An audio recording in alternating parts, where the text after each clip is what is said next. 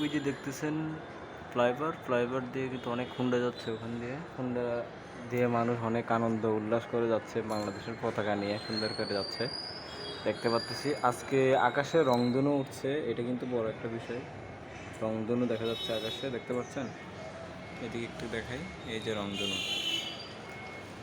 আজকে কিন্তু বিজয়ের উল্লাস চলতেছে। বাংলাদেশ আবার নতুন করে স্বাধীন হয়েছে ফ্যাসিস্ট স্বৈরাচার সরকার থেকে। এই সরকার চেয়েছিল দেশটাকে বিক্রি করে দেবে ইন্ডিয়ার কাছে। ইন্ডিয়ার কৃত দালাল হিসেবে কুত্তার মতো দালালি করেছে এবং গোলামি করেছে ইন্ডিয়ার হয়ে। ইন্ডিয়াকে অবাধভাবে বাংলাদেশে বিচরণের জন্য খুলে দিয়েছে এই ফ্যাসিস্ট স্বৈরাচার সরকার। তো everything is good and fine. Thank you আল্লাহর অনেক অনেক শুক্রিয়া যে আমাদেরকে শান্তি দিয়েছেন, দেশের মানুষকে, দেশের সকল মানুষকে আমাদেরকে শান্তি আবার নতুন করে দিয়েছেন।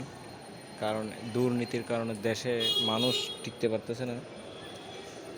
প্রত্যেকটা জিনিসের খাদ্যদ্রব্যের মূল্য যে এত ঊর্ধ্বগতি হয়েছে যে এখন কেনার মতো কোনো সাহস নেই আমার। আমি যখন বাজার করছিলাম, আমার বাজারের সময় আমি আলু কিনতে ভয় পাইছি, আমি আলু কিনি নেই।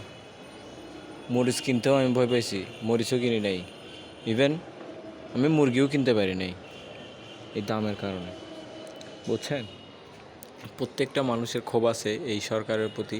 যাক, আলহামদুলিল্লাহ, এই সরকারকে আল্লাহ প্রতিহত করছে। ওখান দিয়ে মিছিল এখনও যাচ্ছে, রাস্তা দিয়ে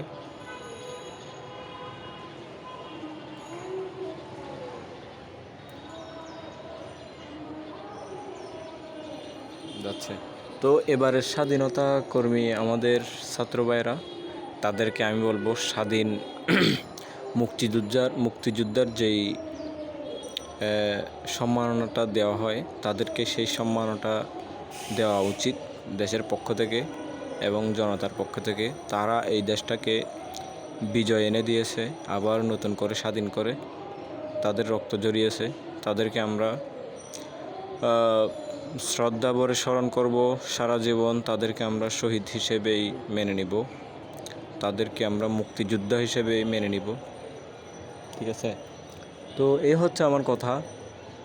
তো এখন ভালো লাগতেছে, দেশের অবস্থা ভালো হয়ে যাবে, দুর্নীতি শেষ, এখন আর দুর্নীতি নেই, মানুষ সেই কষ্টে আর পাবে না। এখন আমিও চাই নতুন একটি সরকার আসুক, যে সরকার মানুষের যে চাহিদা, সেই চাহিদা মোতাবেক চলার যেন তৌফিক দেয়। সেজন্য সবাইকে আমি অনুরোধ করব। ধন্যবাদ। জয় বাংলা, জয়।